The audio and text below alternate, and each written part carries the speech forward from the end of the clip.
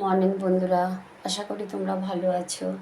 আমরা ভালো আছি। আমি দেবীর রান্নাঘর থেকে আর একটা আজকে রান্না নিয়ে এসেছি। দেখো, সয়াবিন তো আমরা অনেক রকম করে খাই। আমি আজকে যে সয়াবিনটা করছি, তোমরা দেখো, সয়াবিন কষা। আমি তার জন্য কড়াইতে তেল বসিয়ে দিয়েছি। আমি একটা আলু কেটে নিয়েছি মাঝারি সাইজের। আমি আলুটা ভেজে নেব। আলুটা ভাজা বসিয়ে দিয়ে আমি সয়াবিন সেদ্ধ করে রেখেছি।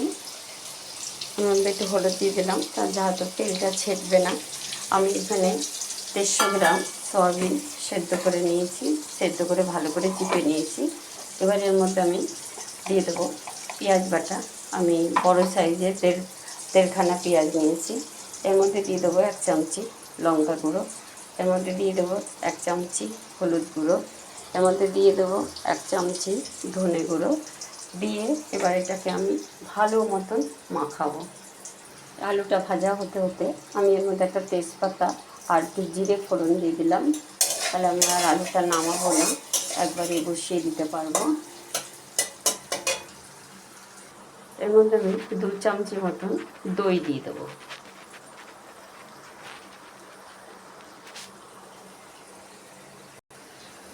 এর মধ্যে আমি একটু কাঁচা তেল দিয়ে দেবো, 2 চামচি মতন কাঁচা তেল দিয়ে দেবো।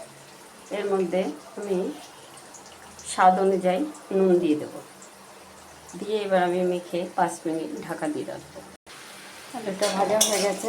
আমি গ্যাস বন্ধ করে চলে গেছিলাম, আবার 5 মিনিট পরে ফিরলাম।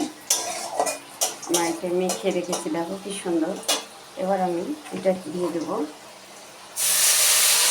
দিয়ে আমি ভালো করে কষাবো। আমি মিক্সি ধোয়া আর থালা ধোয়া জলটা আমি দিয়ে দেবো, দিয়ে আমি কষাবো। তারপর আমি 5 মিনিট পরে আবার ফিরে এলাম। আমি এটাকে ভালো করে ঢাকা দিয়ে দিয়ে কষিয়ে নিয়েছি। এবার আমি এর মধ্যে অল্প জল দেবো, কারণ এটা সয়াবিন কষা করবো। একটু জল দেবো। আমি আজকে ঠান্ডা জলে দিচ্ছি, এটা গরম জল দিলে বেশি ভালো হয়। তারপর ঠান্ডা জলটাই দিলাম। গ্যাস আর আটকা আছে, এই জন্য তোমরা গরম জলটাই দেবে। ব্যাস, এবার আমি 2 মিনিট ফুটিয়ে নামিয়ে নেবো গরম মশলা দিয়ে। আমি এইটুকুই জল দিলাম।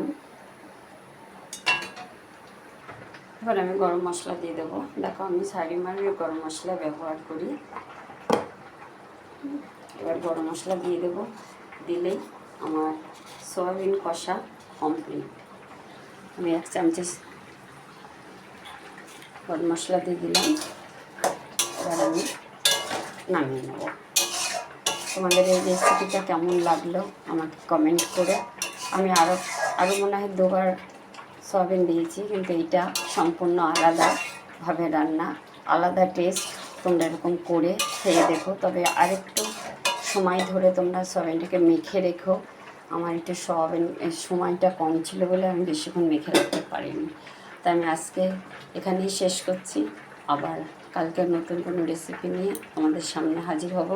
তোমরা আমার চ্যানেলটাকে সাবস্ক্রাইব করো, লাইক করো, শেয়ার করো। তোমাদের বারবার একই অনুরোধ করছি, তোমরা আমার চ্যানেলটাকে সাবস্ক্রাইব করো। তো আজকে আসছি, আবার কালকে দেখা হবে।